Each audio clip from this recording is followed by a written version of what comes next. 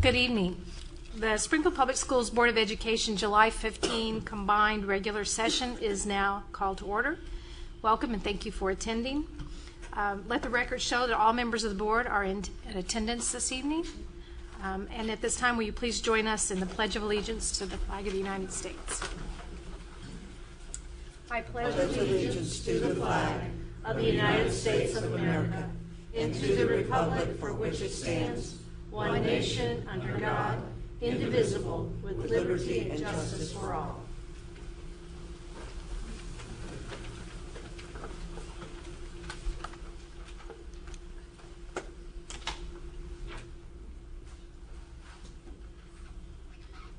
Moving on to our agenda modification segment of the meeting. At this time, the board members may accept the agenda as shown below or request that one more general consent items be placed under items for separate consideration. Do we have any modifications to this evening's agenda? Okay. Hearing none, we will proceed with the President's report. Good evening. I'm going to put on my President's hat. Okay. I want to welcome Dr. John Jungman to his first board meeting of Education, Board of Education meeting as Superintendent of SPS. I understand that he set a new record for meetings with community leaders and district staff over the last 2 weeks. And so we are very excited you're here. So welcome, Dr. Jungman. And in addition, we are excited to welcome Ms. Carol Embry to her first board meeting. And there she is on the end, as our new Chief Financial Operating Officer. And she, like Dr. Jungman, has attended many meetings with staff and community leaders since her first official day, July 1. So welcome to Ms. Embry. And just a kind of a special note, I want to talk about summer school just a little. We had 3,677 students completing summer school, with 23 students graduating at our summer school graduation ceremony. And then in addition to the summer school program this summer, our school district served 45,500 meals to students at 5 elementary buildings, 1 middle school, and 2 high schools.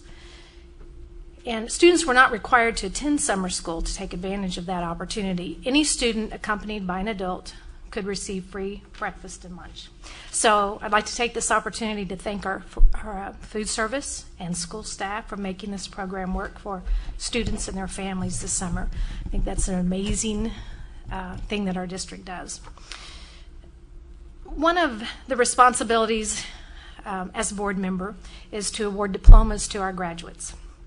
So it's my pleasure to hand diplomas to our summer school graduates on June 27 in the Parkview High School auditorium. I have attended many graduation ceremonies over the years and left each one very encouraged and proud of our staff and students. However, I left this one with an unusual sense of pride and admiration for the unique students that worked very hard to overcome numerous obstacles and challenges to graduate. I arrived early and I had the opportunity to watch as students and their families entered the auditorium. And it was obvious to me that this day was very special for many families. I observed smiles, tears, a near meltdown, dealing with a hat that wouldn't stay on, and then a parent that came to the rescue, very patient and supportive, and then the excitement of younger siblings stating that they could not wait till they got to graduate and have a party. So anyway, and the smiles and the tears were not just from students and families, our district staff. We had teachers, counselors, and principals, and they were there to support and congratulate the summer school class of 2014 as well. In response to my question about their work with graduates, one of our high school counselors reported, one of my own, and that was from her home school, who failed to meet graduation requirements her last semester, is a young mother, but she took ownership of her poor performance in class in the spring semester. So with the support of the student's mother for child care and the counselor, they teamed up to make sure the student was enrolled in summer school. Her summer school teacher took an immediate interest in her and made sure she knew how proud he was of her work in his class. Since the home counselor worked in summer school, the homeschool counselor worked in summer school, she was able to check in with the student each and every day. And she said the student was very proud of her accomplishment and in tears during her entire graduation ceremony. I think I saw that. So. Another counselor stated, I think part of the key to success with our summer school seniors has to do with identifying them as soon as possible and communicating their needs to their teachers. Each senior I worked with knew we were there to help them succeed and celebrate their graduation. That was from a high school counselor. And according to John Hattie in his book, Visible Learning for Teachers, there are 6 major characteristics of the type of teacher whom students want to see in their classroom. Of those, number 6 is someone who understood student situations and factored that into his or her lessons.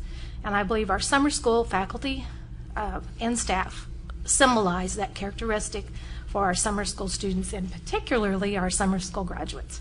So it was very interesting. Each student wore the colors, their gown was the colors of their home high school, which made it a very colorful event. And that reminded me that while we are a big district, we work and should work as one to meet the needs of all of our students. And it was very appropriate that the ceremony ended with students taking their traditional walk out of the auditorium to the song Happy. They were happy. So that's all I have tonight. And then we'll move on now to, we have a special presentation. The Foundation for Springfield Public Schools, we have an update, a report. And this evening we have Jana Bacchus is with us. She is the Executive Director of the Foundation. We have Steve Nurnberg, who is the Board President. And we have Jeff Shore, who is the Board President-elect. So if you'll come forward.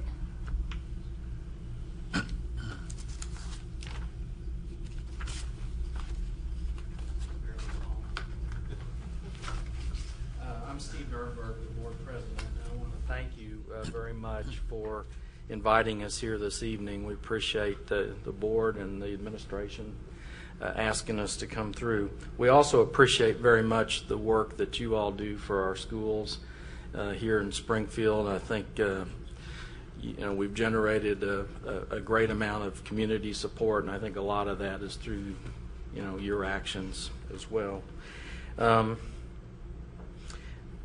As we work to support our schools, we feel that keeping open communication with the school board and the administration is going to help us do that. And I just want to share some general information. Then I'm going to introduce Jana, who's going to introduce a video about our organization.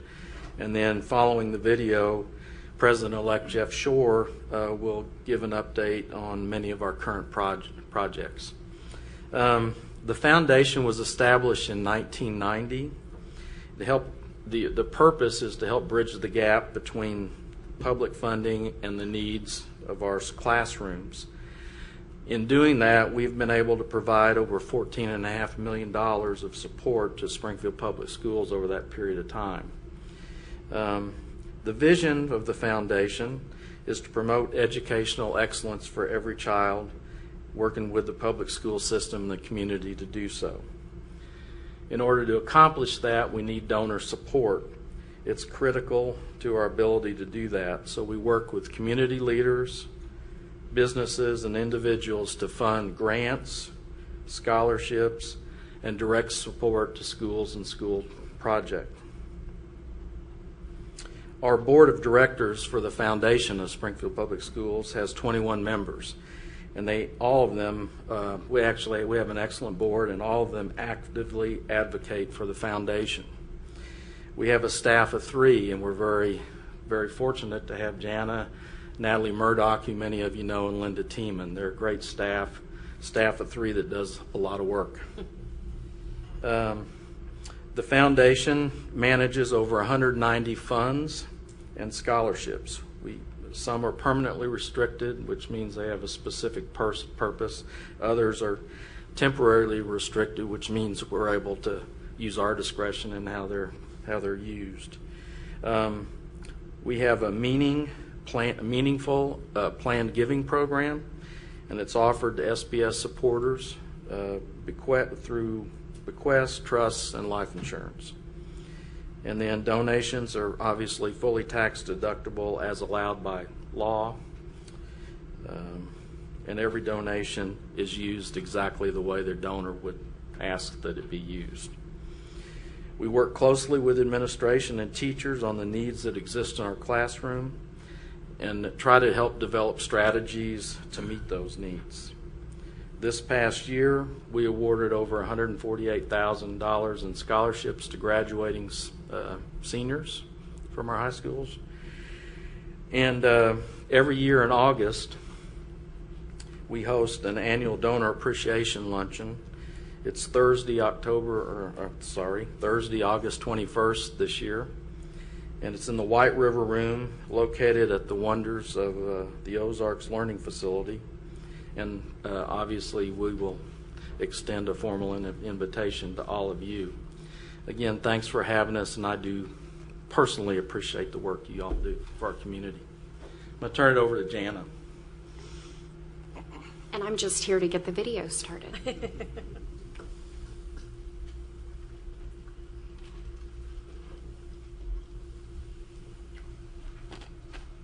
Which I'm not doing a very good job of. Kathy, what am I doing wrong? Just one over. There, there, okay.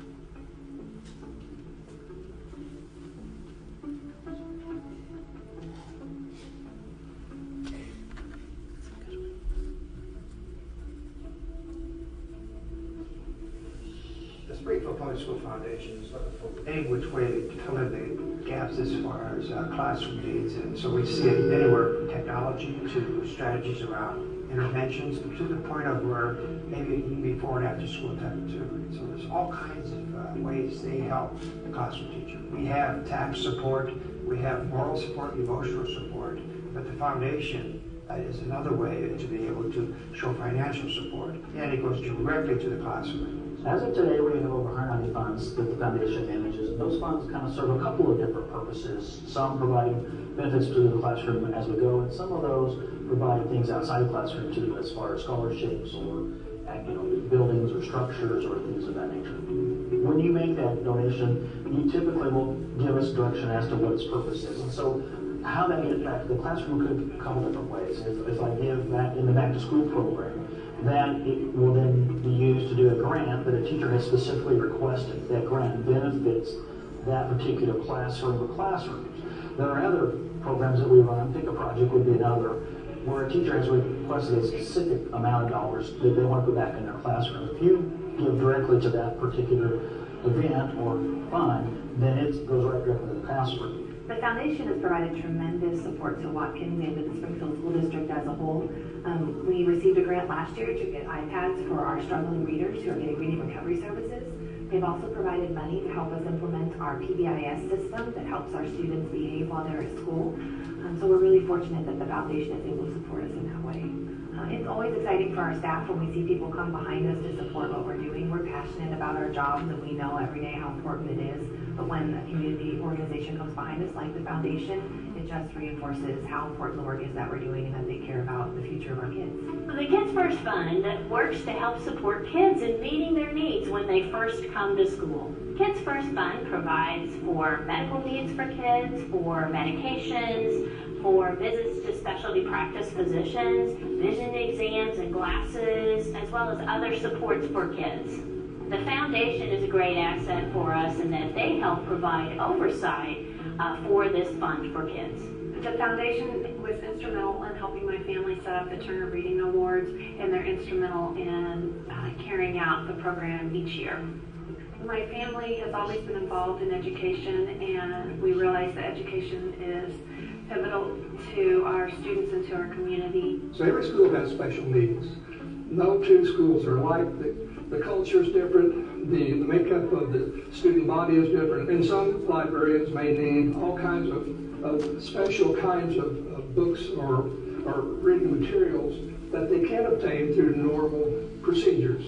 So these days we raise money and we look at a lot of grants from librarians, and we support all of them we possibly can. And there again, we are totally dependent on the Springfield community to support us so that we in turn can support the librarians who in turn support the kids who need them the most. Just look at the support this community has given to its public education through the foundation. And none of us had any concept of just how much support that would be. And now when I read reports or hear reports about how much the board is able to provide to the schools, I'm just astonished every time.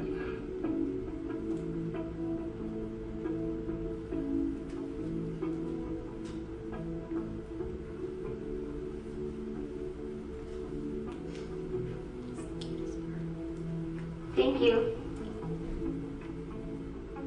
Thank you. Thank you. Thanks for having us. Again, on behalf of the board, thanks for all you do for us. I'm President-elect Jeff Shore. I'm actually an accountant here in town, and so for us, we're usually behind a desk, not behind a podium. So, a little bit out of our element, as you can tell. I forgot those in the video. Some of the things that I wanted to cover were covered again, so I'm going to kind of back up and try to hit the high points and kind of bring an update and maybe a little bit of idea of where we're at. Right now, we're in back to school. That's kind of our premier event. Basically, what we do in that event is we've requested from the teachers grant requests, something that they can't get through the normal funding that you all handle. We're trying to backstop and help fill it up. This year, we had over $800,000 in requests. Highest yet. And so we're looking at that and going, oh my gosh, what do we do? Historically, we're able to fund 150, 200,000. Last year, we were just over 200. We're hoping to meet that 200,000 or exceed it. A lot of what's driving that 800,000 is technology, which we haven't really been able to implement until now. And so we're seeing that really come into being for the district. And we're excited. We're motivated. We've got a great committee that's kind of working on that, so we're anxious to see how that plays out. One change we made this year with back to schools, we actually took the Turner reading and actually rolled it up under that. So that's part of the $800,000 request is the library piece, which wasn't in our back to school program. It was a separate one before. But at the end of the day, they were very similar in alignment. So we as a board and the staff also felt like that was a good thing to put those together and start raising those funds together. So we're excited about that. Grants go out September 4th. We're going to deliver checks to the classroom. That's always exciting. See the excitement for the teachers and the principals to get that check. Hopefully they'll show it to everybody in that building that they were able to do that. So that's coming up. We started off earlier this spring with the Emergency Prepared Initiative in conjunction with Red Cross, the CFO, the Chamber, yourself. We're trying to get into the classroom kits. These kits, cell phone chargers, whistles, flashlights, face masks, gloves, hand warmers, cold packs, first aid kits. For me, that was kind of real. Cousins live in Atlanta, seeing a whole snowstorm, and how do you plan for that? It was a pretty big deal. Our goal for that is about $200,000. Right now, we've raised about $70,000 to that. So we're looking for more grants and things to help backstop that. That's coming down the pipe. We're hoping to wrap that up soon. We started a new event last year called Sip and Shop in conjunction with 417 Magazine, and it's kind of a fashion show. It was around my wife's birthday, so I made her go to that, and she had a great time. So I'll probably do that again because it was such a success. But what happens there is we partnership with the magazine and a bunch of boutiques, and they have a fashion show. Last year, they raised about $20,000. We're hoping to far exceed that. So it's an exciting event. It's different. It's unique. It's a different way to plug into the community and get people kind of familiar with what we do, and so we're excited for that event. It's coming up September 27th. Tickets are available, different prices for where you sit. So if you want to be on the runway, it's $50. So I recommend you buy that ticket. We kind of took a different approach with charitable giving campaign. Dr. Ritter was really instrumental in helping us with the United Way and the district in encouraging the staff to participate. In that process, we went from a nominal amount to $70,000 in the staff wanting to give to the United Way and to us. And so it was a big benefit. For this year, we're expecting about the same amount of funds. And so it's exciting that the staff of the district are excited about that. To see that they want to give back says a lot for outsiders who don't necessarily understand what all happens from a day-to-day process, but know that education is important. In the video, you saw the Kids First Fund. We're pretty active in that as well. As a parent of a young child, making sure that they're ready to go to school, I see it, I get it. I think as a community, we need to get there. So we're plugged in with that. We're doing what we can. We've committed some of our own funds to help, as well as help them raise funds. So we're pretty well involved there. A thing that came on board a couple of years ago, there was called Pick a Project. You've heard of Kickstarter and the potato salad deal. We were before that.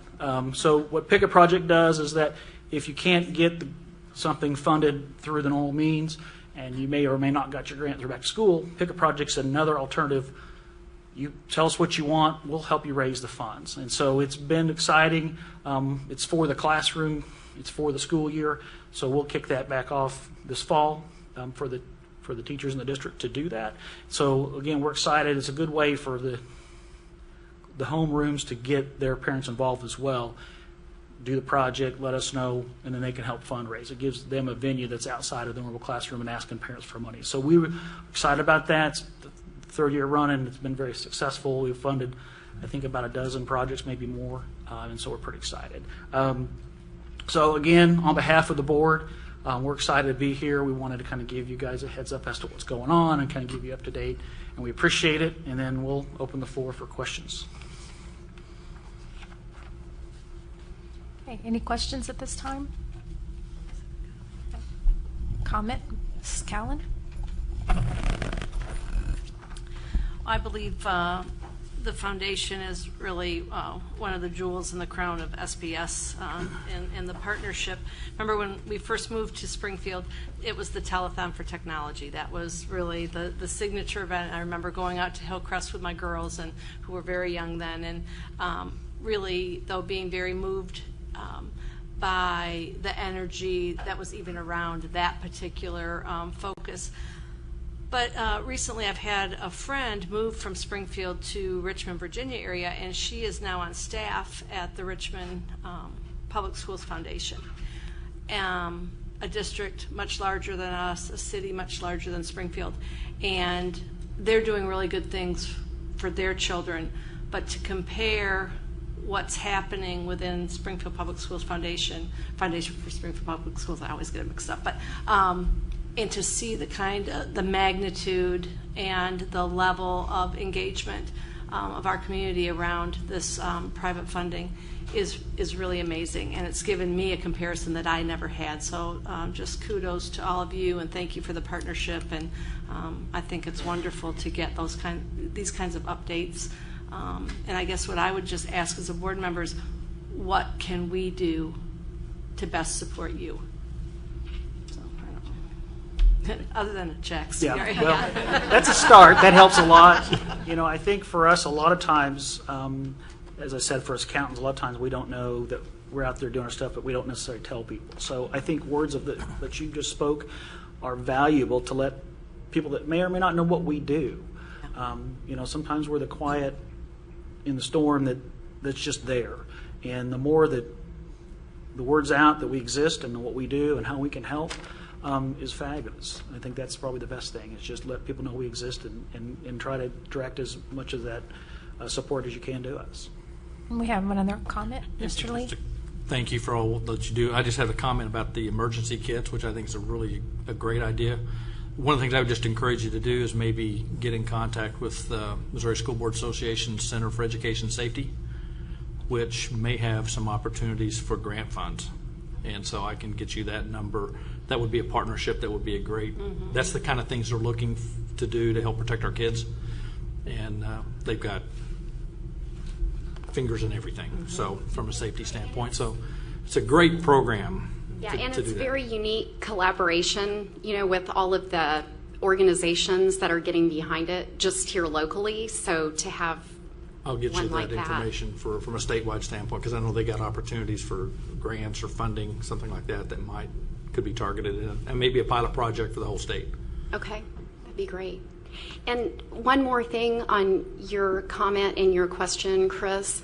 I would just say that I think our work with the administration is so crucial in what we do, because it helps us have a pulse point as to what is really needed in the classrooms. And we had several of these folks behind me and in the room serve on our allocations committees over the last couple of weeks. We have our reading roundup committee tomorrow, and again, more administration on that. And I think that's very helpful to have that. And you guys have awesome people on the bus and in the right seats, and so you guys are doing a great job.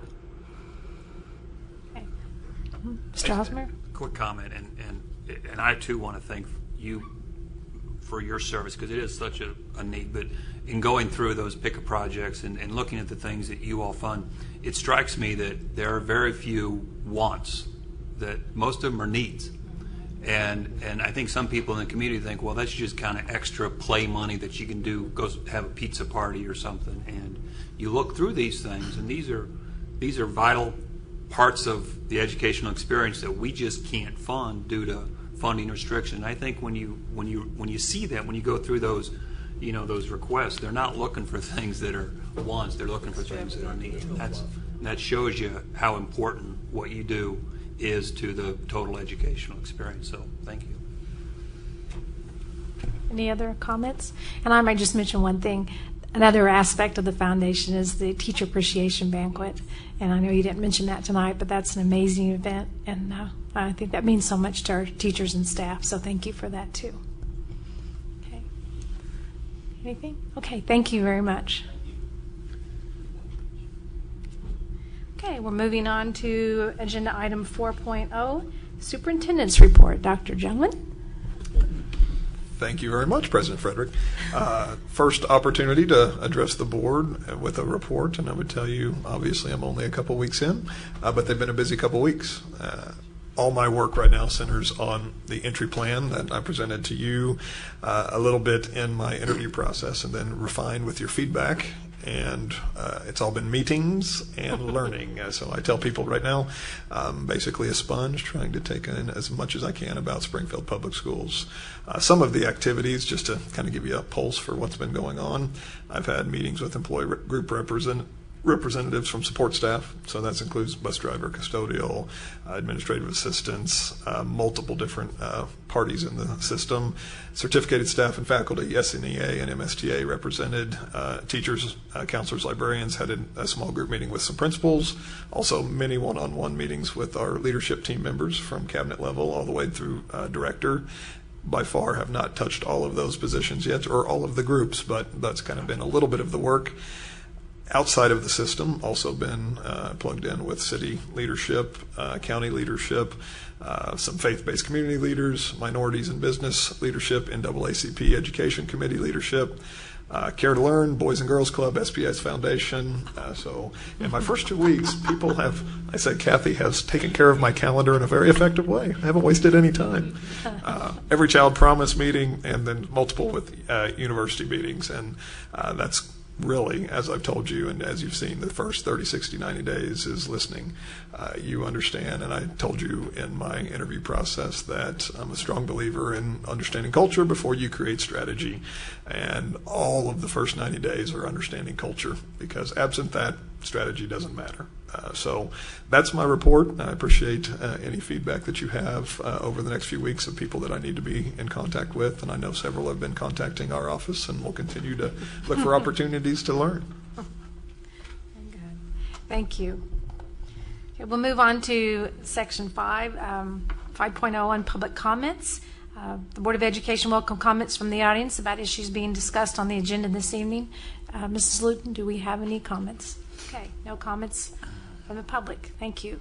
Moving on to 6.0 information. This evening we have ongoing systems review summary report, and we will be hearing from Ms. Palmer. Good evening, Dr. Frederick, members of the board, and Dr. Jungmann. We have 3 reports tonight that are the 6-month status reports. Those are nutrition, diversity and inclusion, and quality improvement and accountability. If you have questions, they can be directed to the respective cabinet member. So we will start with nutrition, if there are any questions. Any questions from the board? Okay, none? Next is diversity, inclusion, and homeless services.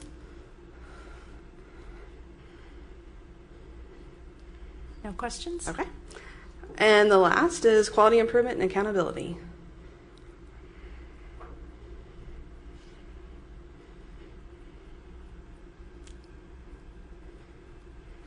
Okay, no questions.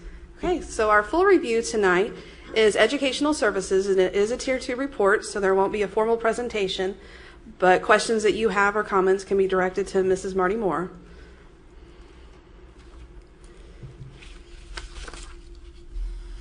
Do we have any questions at this time? Educational Services, OSR. Okay, hearing none. Very good. Okay.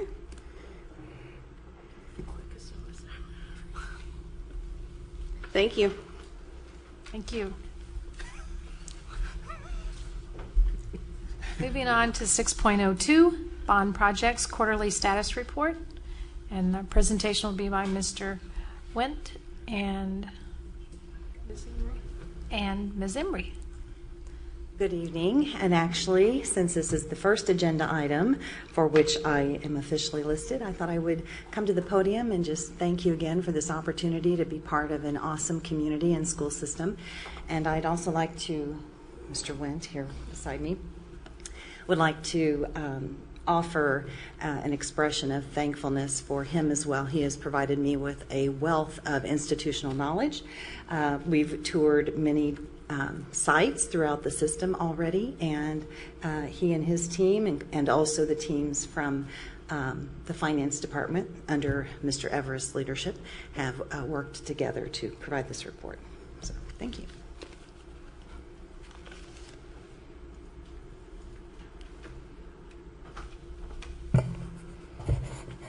Good evening, Madam President, members of the board, Dr. Jungman. It's my pleasure to give you this quarterly update on the 2013 bond projects, starting with Fremont. Just to kind of hit some bullet points here on the Fremont project. In June, the board authorized us to, in the selection of Esterly Schneider and Hollison Miller as a design firm to move forward with the Fremont project. Currently, we're in the process of reviewing the project's programming and the capacity, and we're in that review process with administration. So that's what we're doing currently. Our goal for the Fremont project would be to bid this by February of 2016. So what we're trying to do is to protect a good construction window to help us in our bidding process. And then it is our goal to give additional updates to the Board of Education as this project moves forward. As we look at the Glendale project, this is a snapshot that I showed you back in April. So here's what we're dealing with today. You may remember that we have some challenges with some of the elevations within that courtyard area. So you can see some of the work going on there. The steel structure in place now. Gives a different look to the facility as we're moving forward. This is inside what would be the cafeteria and then the serving area, which is part of that project that is being expanded, so a lot of work happening there. This is one of the critical pieces prior to the start of school. So in this diagram, you can see the highlighted color areas where the orange is the serving area and cafeteria, the blue is the library work that's happening, and the yellow is that commons area. So it's kind of staged in the completion so that we can protect being able to do our food service program right at the start of the school year. And this is some of the renderings of what we hope it to look like when we are completed with the project. On Hickory Hills project, this is a project we're also going through a rebid with. I did want to show you one of the schemes that we're currently looking at as we redo this project. One of the things we're looking at doing with this project was changing the construction type that we had spoke about before, but also we've looked again closer at the collaboration space and what we could do with the square footage. And this is just one of the many concepts that are currently being considered as we look at a different approach. You may recall in the earlier version that the corridor actually went straight on through the building, and there was a big collaboration space in the center, which actually created a larger footprint. So with being able to go ahead and remove those and actually creating walls that can be opened and closed between classroom areas, and then putting some exterior doors for egress actually on the building itself, we're able to reduce that footprint of the building, along with changing the construction type to help us as we target the construction budget for the project. Kickapoo, I don't know if anyone's driven by Kickapoo lately. There's a lot going on. This diagram really illustrates the area of 1A, which was the mechanical system upgrades that were going on. So in the administrative area, through the shops, the weight room area, and all of that. Here I have to show you a picture of a VRF unit, one of our mechanical systems that's going in. This is actually in the administration area. In the top left picture, that was from April, and that was where they were cutting back part of the roof structure. You can see that's been completed now, and the steel structure in place, and some of the decking that is currently up. As they did the work in the kitchen area and in the servery, we had to redo some of the plumbing below slab, and then you can see as they've patched that back in before the actual flooring goes down. This is the stairway that was created that comes down off of that second floor into the new commons area. You will notice some tarping going on as the contractors have taken extra precautions to protect the concrete, as that's going to be stained polished concrete, so they don't want to get any oil and other debris that would affect that finish. Here's another look actually from up on that stairwell. So you can get kind of a feel for the volume of that space. On the upper left is where they were welding some additional structure for rooftop units over there. And you can see in the bottom right, you can kind of see how it's changing the look from the front of the building as that roof piece and that decking comes on up. The project is on schedule, and again, as with Glendale, very tight schedules, but tracking right along on schedule. We have backup plans in place to deal with our food service programs if we were to have issues, but thankfully at this point I can report that we are tracking right on schedule. Here's some renderings of what that interior would look like. There's the serving area.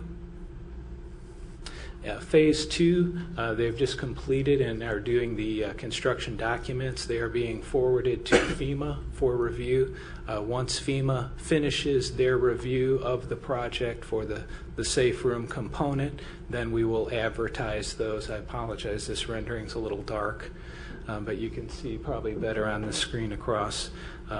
There's a side view and what the finished project from the outside would appear in the evening. So as soon as we do get that project back, the review done, we will advertise for that and put that out to bid as quickly as we can. As we look at the Sherwood project, this is the one that tomorrow at 3 p.m. we have our groundbreaking ceremony. This was part of the clearing of the property and the grading for the building pad. This is part of the SWPPP, which is the Stormwater Pollution Prevention Plan that is required as we move forward in projects. Here you get another look as they're prepping. One of the things that we had to do with this project is relocate the sewer line. That's some of what you'll see later tonight as we deal with some easements. But the footprint of the building that we're constructing actually would go over where the current sanitary sewer line comes through that area. So that's why we have to get that relocated before we can complete the building pad. There's also significant trenching to do as we relocate that sewer line. They have to actually go down to about 12 feet in some areas as they're relocating that. A rendering of how it would look when we are completed. And as we deal with the network infrastructure and our computer replacement, currently we're at 66% on the replacement of our for the computer replacement cycle, and then at 53% in the network upgrade. IT does a great job in keeping their website up to date on the progress that they're having through this, and we thank our community for their support in our projects. And with that, I'd be happy to answer any questions that you might have. Any questions for Mr. Wendt at this time? Mr. Rosenberry. Mr. Wendt, on the auditorium project. Yes, sir. At Kickapoo, is that about a $8.6 million budget? It's roughly a $9 million budget. Okay. And have the architect's estimates come in yet? Yes. How are we looking? Good. We are within. We are right there. We're within about $100,000 of the $9 million. So we're right on target where we anticipate. So I'll assume there's some alternates that will protect that base bid? That is correct. Good. It's nice to have it now. Very good. Other questions, comments?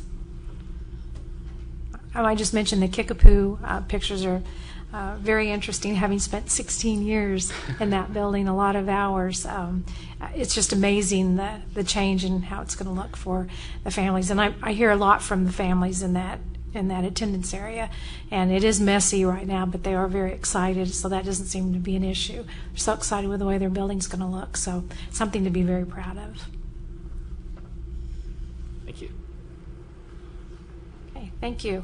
We're going to move on now to 7.0 action items for separate consideration. We'll start with 7.01 revision of board policy AC, and this is first reading. Mr. McKenna. Thank you, and good evening. I have action item 7.01, as you mentioned. This is the revision of Board of Education policy AC, which is the prohibition against discrimination, harassment, and retaliation. The revisions that you have attached to this action item are proposed by MSBA's policy service and the results primarily of adjustments to USDA guidelines as it relates to the provision of federal funds for student lunches, and also the Amy Hester Act, which the board will recall regulates the way that the district reports child abuse and neglect and provides references to potential school district employers about employees that may have been a part of an investigation surrounding a child abuse or neglect situation. As I mentioned, the red line version of the policy is attached, and our recommendation is that the board approve the revisions to policy AC for first reading. And with that, I'm happy to answer any questions. Okay, the floor is now open for questions and discussion. Anyone? Mr. Lee, did you? I guess you just moved. Sorry.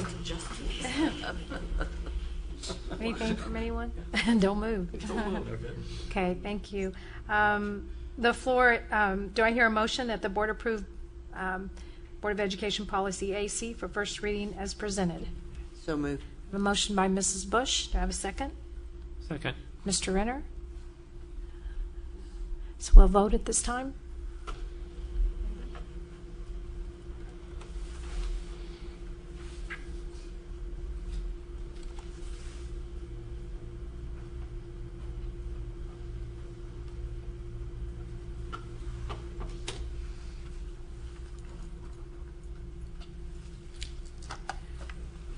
Very good. Vote is complete. Thank you. Moving on to 7.02, revision of Board of Education policy ADF, District Wellness Program, second reading. Dr. Hackenworth.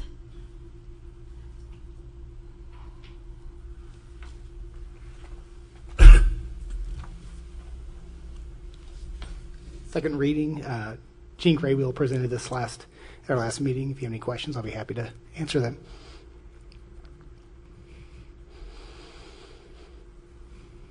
Any questions?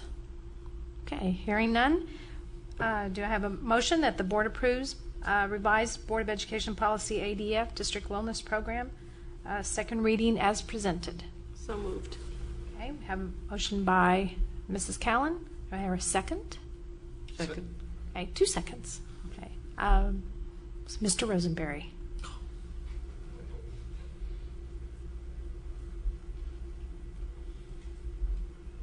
Thank you. Moving on to 7.03. Hold this organized here. Revision of Board Policy AH, use of tobacco products and imitation tobacco products. Second reading. Dr. Harrell. Okay, at this time, do you have any questions or comments for Dr. Harrell? This is second reading. No? Okay, none. Thank you. So at this time, we need a motion. Do I hear a motion that the board approves revised Board of Education Policy AH second reading as presented? So moved. Oh, I'm sorry. We on that? Yeah. Okay. So moved. Okay. Motion by Mrs. Callan. Do I have a second? Second. Mr. Renner.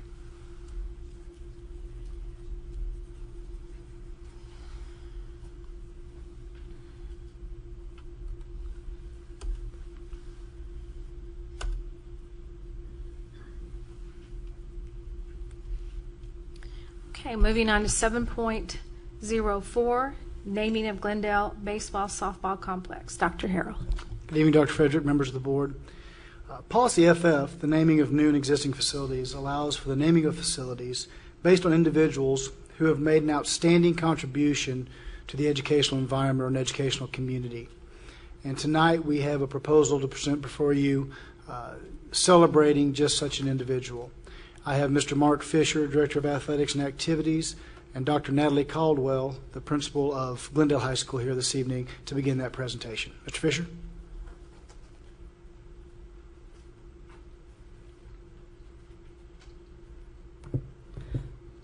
Dr. Frederick, members of the board.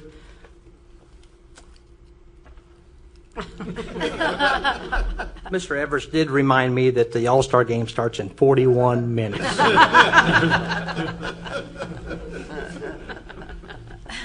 How appropriate for what we're talking about. A naming of facilities request has been brought forth by a Glendale committee comprised of students, administrators, teachers, community members, alumni, and parents. Following the guidelines established in Board of Education Policy FF, the proposal was presented to the district's Naming of Facilities Committee for their approval and then submitted to Dr. Harrell for his review. The proposal was then forwarded to the Cabinet for their approval. Howard Dinger Bell was a graduate of Parkview High School and Southwest Missouri State University. Howard was a member of the Bears baseball team and was selected as the Mid-Continent Conference Player of the Year during the 1986 season. He was a teacher and coach in the Springfield Public Schools for 28 years. During this time, Howard served in the role of assistant baseball coach and was later named head coach in 2006. His teams went on to win 4 Ozark Conference championships, and Howard also served as the first head coach of the Glendale softball program in 1999. Coach Bell's influence went above and beyond his coaching duties. He was beloved by the Glendale student body because of his positive outlook on life and how he cared about his students as individuals. Howard had that uncanny gift of finding that student who needed a little bit more attention, words of advice, or even maybe lunch money for that day. There was no job too big or too small for Howard. I would like to read a couple quotes from former players. The first one, to be honest, prior to hearing of this opportunity, I had given very little thought to the steps preceding the dedication of a stadium or facility. But now I know. There will surely be some individuals among future generations visiting the facilities asking questions like, who is this Howard Bell anyway? Well, it will be heartening to know that this will ensure that our answers can serve as an opportunity that represents the very best of what it means to serve others. Please count me among those that will proudly tell future generations about Coach Bell's impact as a person, a husband, father, and friend. The second one, he goes, I've lived in Springfield for the past 17 years. There have been many important people in my life. However, there is one man that I believe has had the most impact on me, and he is the man that I wish to become one day. That man's name is Howard Bell. Coach Bell talked softly and always had a smile on his face. As a youth, I attended the Glendale camps and could not wait to be a Glendale Falcon and play for Coach Bell. During my freshman year, I heard that Coach Bell had been diagnosed with ALS. My dream for playing for Coach Bell was gone. But now I had a new dream. I want to be just like Coach Bell. I want to treat people like he did. I want to teach kids like he did. I want to coach like he did. That's what is important to me. That is my goal, and that is my dream. Attending college this year is the first step in that dream. I want to major in education so that I can teach and coach. I want to have that same chance to influence and change lives of others, just like Coach Bell. Sadly, Howard was taken from us in March of 2013. His courageous fight with ALS was an inspiration to all. Tonight we have with us our Glendale principal, Dr. Natalie Caldwell, and committee chair and head baseball coach, Mike Snodgrass. Our recommendation would be that the board approves the naming of the Glendale baseball and softball facility to the Howard Bell Baseball Softball Complex. Any questions that I can answer? Thank you, Mr. Fisher. Any questions, comments this time? I'm just glad we have policy FF because recently we've had two individuals now that we've taken advantage. The communities have taken advantage of that policy because those people meant so much to those communities where they served. And oftentimes, from a whole district viewpoint, we're not as aware of those people that serve the communities and those schools directly and the impact they have. So I'm glad Policy FF works because at some point we were, as a district, reluctant to do those things, but the last two times have just shown me this is a policy that works exactly like we intended it to do. Thank you. Anyone else? Discussion or comments? Okay, so hearing none at this time, do I hear a motion that the board approves the Glendale Baseball Softball Complex to be named Howard Bell Sports Complex? Without question, so move. I'll second with gratitude. Okay. Jerry Lee, motion. Second by Mr. Rosenberry. And it is our pleasure now to vote.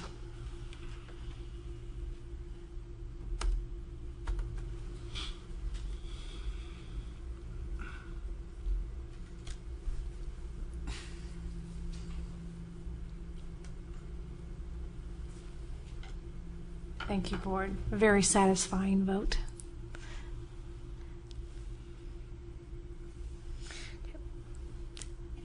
We'll move on now to 7.05, granting a perpetual sidewalk easement, Shady Dell sidewalk easement. Thank you. We have several easements for you this evening. This first one is by our Shady Dell site, and this is for a perpetual sidewalk easement. The city of Springfield is doing some sidewalk improvement, and they're asking for an easement. And as we see traditionally in the fiscal note, that the district would receive the sum of $1 and other valuable consideration for the granting of this easement. That is to make it a legally binding contract. And the attachments show the actual easement and the diagram of where that's at. And it is administration's recommendation that the board approves the above referenced sidewalk easement to the city of Springfield. Is So we're now open. The floor is open for questions, discussion, comments. No one wants to talk about easements? Okay. Not sure. So at this time, do I hear a motion that the board approves the granting of perpetual sidewalk easement at Shadydale Early Childhood Center to the city of Springfield as presented? So move. Thank you. I have a motion by Mrs. Bush and a second by Mrs. Callen. Please vote.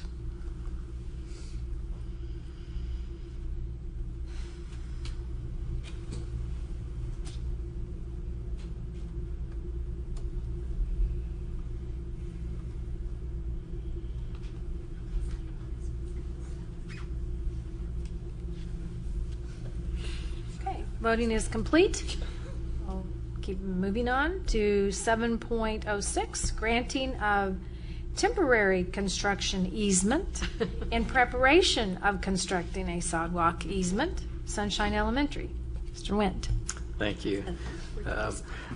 This one is a temporary easement, as the city sometimes requests a temporary easement if they need additional space to do the construction of the sidewalk. This one also is for $1, and the attachments show the detail to this, and it is administration's recommendation that the board approves the referenced temporary construction easement to the city of Springfield. Okay, floor is now open for any questions, discussion on this easement. Okay, hearing none. So do we have a motion that the board approves the granting of temporary construction easement to the city of Springfield? So move. Won't repeat that again. I'll move. We Okay. accept. Okay, so we have a motion by Approve the Mrs. easement. Callen and a second by Mrs. Bush. I'm a second. She jumped in there. That's all right. I was just trying to. And vote. Things along. It's a big one.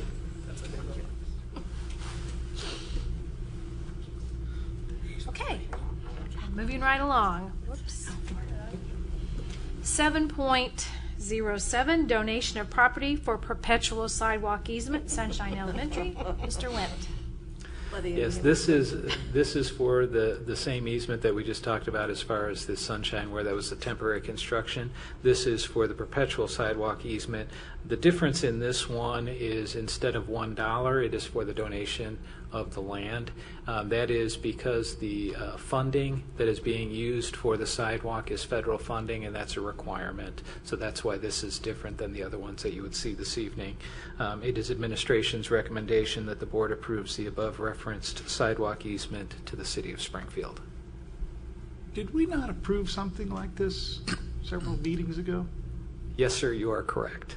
Okay. The city of Springfield has changed the easement that had originally been presented, and that is why we're bringing it back forward to you this evening.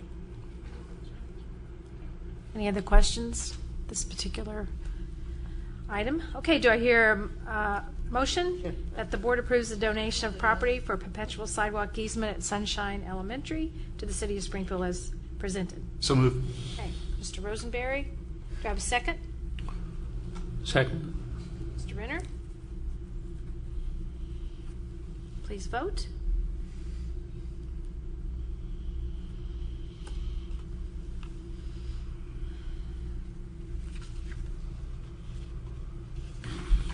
Okay, vote is complete. Thank you. Okay, you're still with us. We have one more. No, two more.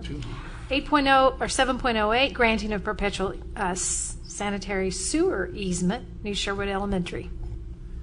Thank you. As referenced in the quarterly bond update, we are relocating the sanitary sewer at the new Sherwood site, and this is the easement for that. This is back to the $1 or other valuable consideration for the granting of the easement, and it is administration's recommendation that the board approves the referenced sanitary sewer easement to the city of Springfield. Okay, do we have any questions, comments, discussion? Okay, so do I hear a motion that the board approves the granting of perpetual sanitary sewer easement at the new Sherwood Elementary to the city of Springfield as presented? Any motion? So moved. Mrs. Bush, second. Mrs. Callen, thank you. Let's vote.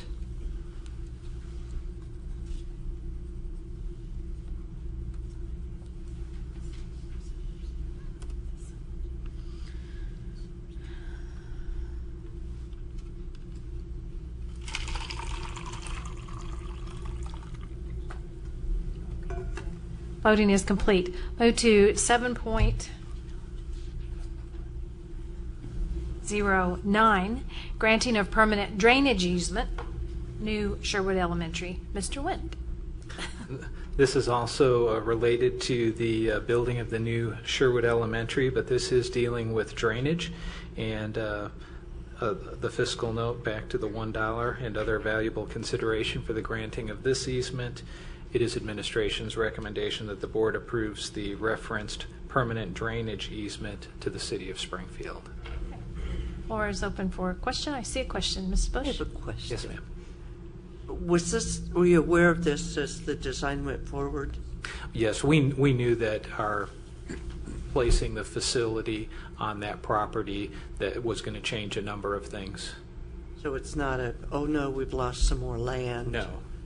This is actually having to reroute how some of the drainage is going to flow around that property, and some of it goes underground. Thank you.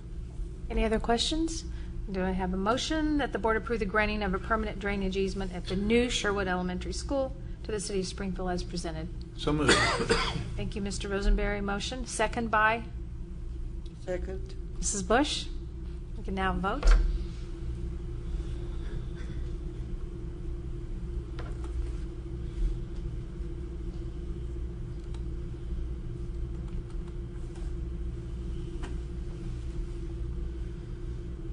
Okay, voting is complete. Thank you. Now we'll move on to something a little different. 7.10, Federal Emergency Management Agency Grant, Kickapoo Administration Contract, Toth and Associates. Mr. Wendt. Thank you. As with other FEMA projects that the board has seen, we do enter into contracts to deal with the grant administrators to work through that project. This is the first one that's come through as a formal action item due to the dollar amount of it. The other FEMA projects that we did were smaller amounts, so that was done through the contract section with the board. This one, because of the size of the grant for Kickapoo at $4.25 million, the grant allows that up to 5% can be allocated towards grant administration. That's the maximum. It is a 75-25% matching. So you'll notice in the fiscal note for this that the 75% of the project, I'm sorry, I'm getting ahead of myself.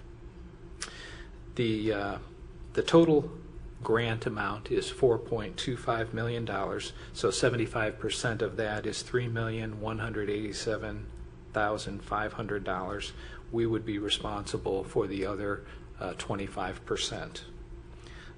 This is within the funding that we will have within the bond project, our matching portion. We have used Toth and Associates in the past. They were the only responders when we did advertise for this. And it is our recommendation that the board issues a contract to Toth and Associates of Springfield in the amount not to exceed $212,500 for administration services related to grant administration. So $53,125 would be the district share. $159,375 would be the FEMA eligible reimbursement. Okay. Questions, comments? Mrs. Bush? Is Toth the only agency that does this kind of work? Or was They're the dominant ones in this area. I can't say that they're the only ones, but we did advertise and they were the only respondents that we've had. They have done an excellent job in that in handling our grants on our previous projects. And this is the standard cost? Yeah, up to 5% is standard what FEMA does. Yes. And is it a requirement that you have somebody administer that grant? Is that Yes, accurate? it is. Okay. So it's not a question of whether we have somebody administering, it's who we have. Correct. And it does require a lot of work, I will tell you, as working with SEMA and FEMA in doing all of that. I can't imagine that working with the federal government would require any additional paperwork, but maybe you're right. And Mr. Wynn, I understand that Toth and Associates does this type of work throughout the state? That is correct. With many districts? Yes. Okay, any other questions, comments? Okay. Make a motion. Okay, we have a motion that the board issues a contract to Toth and Associates by Mr. Hosmer. Do I have a second? Second. By Mr. Renner. We'll vote at this time. Thank you.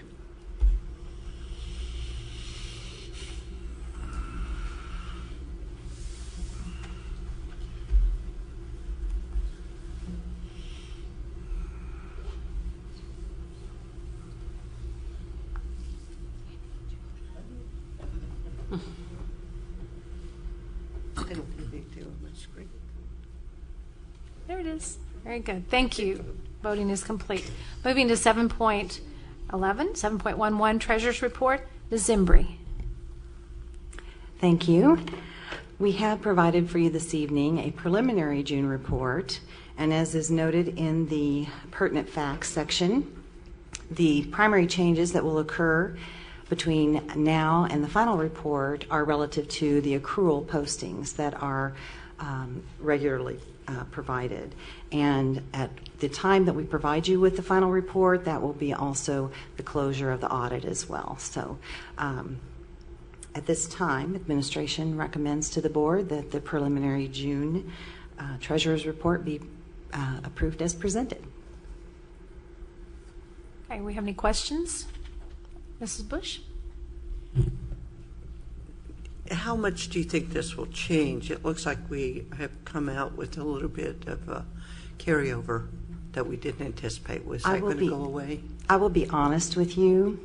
I'm not very many days into the role, and I'm still exploring that myself. So that is a great question.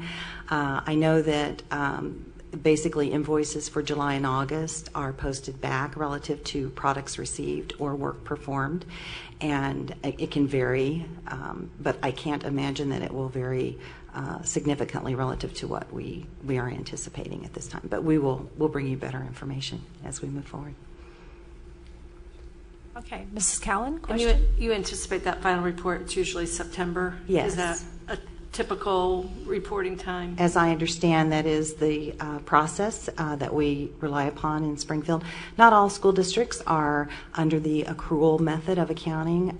Many school districts actually in the state of Missouri use the cash basis, and so that reporting can be provided at an earlier point. But we are a large system here, and to provide those accurate numbers relative to actual services and goods received by June 30, we do need that window of time to do that. And it's quite beneficial also that the audit will wrap up at that point, so that we'll have, I'm assuming that the final report would be available at that time. I need to look You're at that talking about the schedule. outside audit that we Yes. have every year? Yes. Any other questions, comments? Okay, very good, thank you. So do I hear a motion that the board approves preliminary June Treasurer's Report as presented? So moved. Mrs. Callan, there's a motion on the floor, a second by Second. Mr. Renner. Please vote at this time.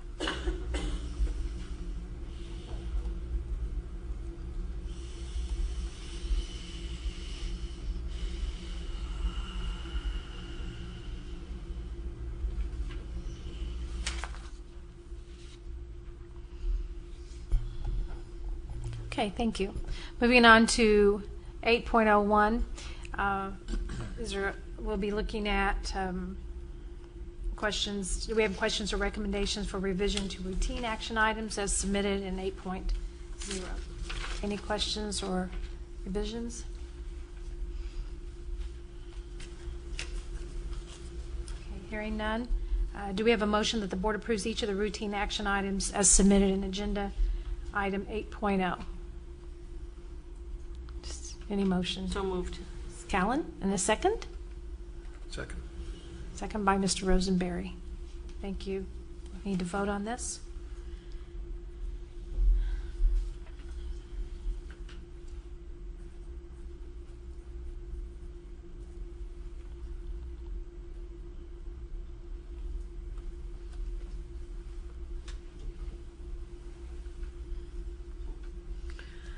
Okay, thank you. Moving on to 9.0, public comments to address non-agenda items. The board will allow comments on topics not related to the printed agenda. Do we have any this evening? Okay. We do not have any, so we'll move on to Section 10, comments from the board. We'll start with 10.01, legislative report. Dr. Jungman? I do have a couple things to report to bring the board up to speed on the legislative side. House Bill 1553, which was the bill that we had asked to have some language tagged into to solve our issue concerning whether or not we need to go to a 3-year or 6-year term election, passed. However, it was vetoed. And it was vetoed not for our language, it was vetoed because it was a bill that had a lot of language in it, and the communication we got from the governor's office had nothing to do with our language, but the other complexities in the bill. That being said, it doesn't matter at this point, probably not something that's going to go back for an override, so it leaves us in a situation of what do we do now?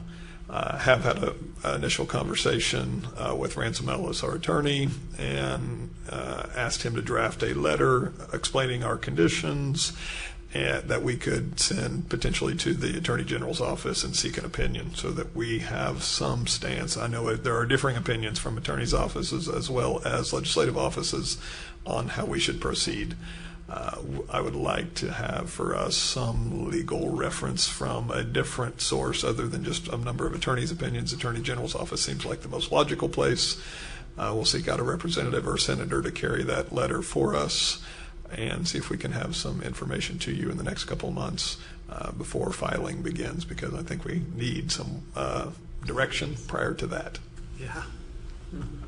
That's 1553. A couple other just important pieces. House Bill 656. You probably did receive some information, or at least read it in the newspaper and other places. That's the governor vetoed yesterday legislation dealing with conceal and carry that would have allowed teachers and or administrators who were trained to potentially carry weapons on site. In our school zones, my understanding of current district policy is we are a weapons-free zone. The only people that we want carrying weapons are our employed security officers who are trained to do so and equipped to handle the situations as they arise. So it aligns with current district policy and expectations. The other piece of legislation that was signed recently, House Bill 1490, which was the Common Core kind of compromise bill that allows districts to continue to proceed with implementation while work groups are set up around the state in order to study the Common Core conversations. There will be work groups put together with representatives assigned by multiple legislators, education representatives to do this conversation, and then they'll report back to the state board within a year to give their findings, and then it will be up to the state board how to proceed at that point. But it allows us to continue to proceed. That bill was signed into law. The last piece I would just bring up speed on, obviously, there's been withholdings by the governor's office based on some bills that were passed late in the legislative session, sales tax exemption bills. Those have all been vetoed, but based on the pending override session, withholdings have been made. We are not making any rash decisions based on the withholdings until the veto session plays out. However, we do know that there are consequences that if those were to be overridden, those are sales tax exemptions. Sales tax obviously creates general revenue, which helps fund the foundation formula, as well as Proposition C, our 1 cent sales tax statewide, generates a per pupil average daily per pupil allocation to our school district also. Both of those would be impacted. Now, there are differing opinions from the legislation as well as the governor's office on what that number is. Bottom line, it's going down one way or another if those sales tax exemptions are overridden by some number. So if they are overridden, there will be impact to Springfield's budget that we will have to take action on during this school year, likely September, October, and begin to study what those implications could be. We will monitor, keep you updated. I know MSBA is also keeping you updated on that. My understanding, obviously, this is a situation that's not just affecting school districts, but counties, cities, and other public entities that are affected by general revenue or sales tax. So many more people are addressing this, and I think meetings are beginning to happen about how we get good information and then make sure that our legislators know our opinion when they go back for a potential override session about the impact on Springfield Public Schools, the city, the county, and the other entities. Good. That's kind of the legislative picture that I know right now. Any other questions? Just, and I don't know, Jerry or Dr. Jungman, if you're aware that I read somewhere, I don't know exactly where I read it, but there's a lawsuit, some state that's rolled back Common Core, and they filed a lawsuit. I'm assuming it's the Department of Education or teachers groups have filed a lawsuit against that, based on the idea that if you roll this back and then you study for a couple of years and you start implementing, then you throw something else out there, that you're going to basically put kids in limbo at best and negatively impact them at worst for a number of years. Any information on that, or whether what Missouri is trying to do triggers a lawsuit? I haven't heard of the state that's filed the suit. I know there's a couple other states that have like been in this Oklahoma. That would be Oklahoma and Indiana are the two that I know would pass I think legislation. it was Oklahoma, it seemed like, but they were asking their Supreme Court to, and it was basically an argument that you're going to, stop this that we've already been working toward, getting ready for a number of years. You're going to throw something else out there potentially different and impact the education of every child in the state.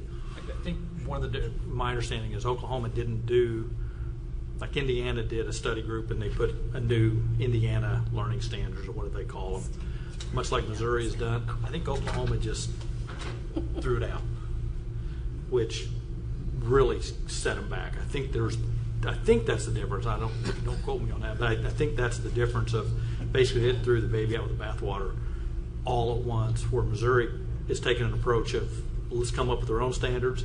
Indiana took that, said just come up with our own standards, which may have generated a lawsuit, because it does set them back, because they've done that for so many years. Well, we've done it for 3 years. That would be really hard to unscramble the egg to go back and expensive. Very expensive. So, well, and they made the point, and again, I don't know what state it was, but they made the point that you don't realize how much work goes on under the radar with teachers and administrators preparing for this well before you actually do this, and to say that we're going to stop in June and do something else in August is just really kind of a ridiculous proposition. So it is Oklahoma. It says High Court hears lawsuit challenging that piece of legislation. So it'll be interesting to see how that plays out actually in that state. The good news about the piece of legislation that did pass, it does not stop implementation, allows districts to continue the work that they see fit at this point. The work groups will report out, and then the state board will hear that voice as well as any other voice they want to hear at that point. So, and what's the cost of that process? And then the if they fiscal come note up on that, to be honest, for yeah. a state that doesn't have very much money, Yeah. and then if they come up with something different that changes the direction, it just delays that until more has been implemented, and then perhaps it's maybe not as bad in some ways. However, it might be creates worse. a lot of questions for sure. So how do you move forward with anything in that kind of environment? It's difficult. Just Good. Okay, anything else? Legislative report? Okay, we'll move on to 10.02, future issues. I just have a couple things, reminders. Same reminders we had in June, but our groundbreaking ceremony, it's already been mentioned tonight, at the new Sherwood Elementary site is tomorrow at 3 o'clock. And then the Board of Education will meet for our retreat tomorrow evening from 4 to 8 at the Wolf School. And then don't forget that on August 7th, SPS will host Good Morning Springfield at Jeffries Elementary at 7:30, and you might want to get there early because of the parking. So, and anyone else have any other future issues? Mr. Lee? Next Wednesday is a Community Blood Center blood drive for the district. I think notice went out. I would encourage the board to participate, or I'd maybe challenge the board to donate blood that day. I know it's during the day. It's kind of a tough time to do it, but I think Rosenberry said he's going to give 2 pints instead of I think that would be typical appropriate. 1, which I thought was above and beyond. You can proxy for all of us, Tim. How about that? I invoke HEPA at this point. I'm just not going to say anything. But I just encourage the board to participate. I know they have a goal as a district. I think it's 25 units or something like that. We ought to be able to beat that. 25 units. The board ought to have 7 of the 20 something. Can I give from California? Yes, I don't know. I would think so. I can ship it back for you. Maybe Mr. Lee could donate for you. So, I'm just doing 1. Tim can do 3 now. okay, 10.03, other. Okay, Mrs. Callan? I wanted to highlight a partnership that happened last week with Community Partnership and Springfield Public Schools kindergarten camp. I think it did get a lot of press because of some state officials who came in, but it's really designed to provide a week-long kindergarten experience for students, particularly in their home school, but also for any other student that would like to participate. The reason I know about this is one of my daughters served as a classroom volunteer at Bingham, and to hear her talk about the enthusiasm of the students and the enthusiasm of the teachers, I just think it's a great partnership. It's funded by private funding, I think, as well as other resources that CPO has, and probably from the district. But again, just a nice reminder that even while the school year is out, we're thinking about ways to prepare students for success, personalizing their learning, even when they're not really officially our students yet. So just like to thank Community Partnership and to call out that particular program. And then this weekend it was announced by MSBA that Melissa Randall, who's been the assistant executive director or deputy, she's been deputy executive director of MSBA, will become the new executive director of MSBA next year when Carter Ward retires. And the reason that's particularly significant for us here in Springfield Public Schools is she is a graduate of our district, just a very fine advocate for public education, not only here in the state but nationwide. And so something that I think would be appropriate maybe for a letter to go from our board congratulating her and pledging our support. But good shout out to her. She's a great person, and MSBA will continue to be in great hands. And thank you. Any other? Okay, we'll move on to 11.0, financial and operations report, and I believe Ms. Emery would like to speak with us for just a minute.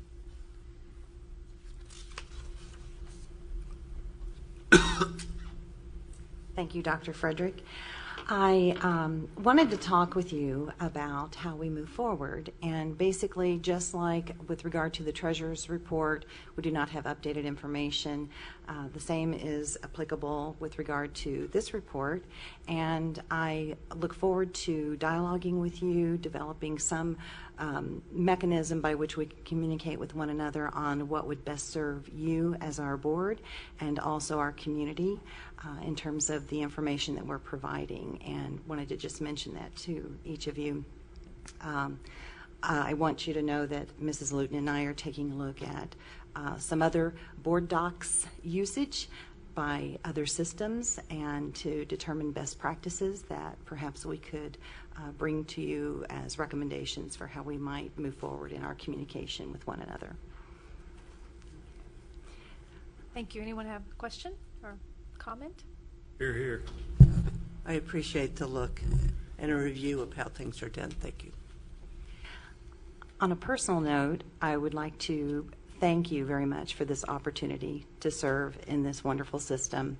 I can't tell you how many people who have shared with me how wonderful Springfield is, but what you need to know is that those are people I know in Kansas City. And so that has been so refreshing for me. But I've met a lot of great people, and I appreciate each of you for your servant hearts and the volunteer work that you each do every month. And I know we have a lot of great volunteers throughout the system, but I look forward to partnering with you through this process. So thank you so much. Thank you. Okay, moving on to section 12, our plus deltas. So please take a few minutes to record your reflection on a Post-it about tonight's meeting, what works, what you'd like to see improved. And be sure and put your Post-its on our plus delta board this evening. Moving on into section 13, executive session. So we need a vote to go into executive session. The recommended action is that the board meet in executive session following this meeting to discuss real estate matters as provided in section 610.0212 RSMO. Do I have a motion the board meet in executive session? So moved. I have a motion by Mrs. Callan. Do I have a second? Second. Mrs. Bush, and we do need a vote.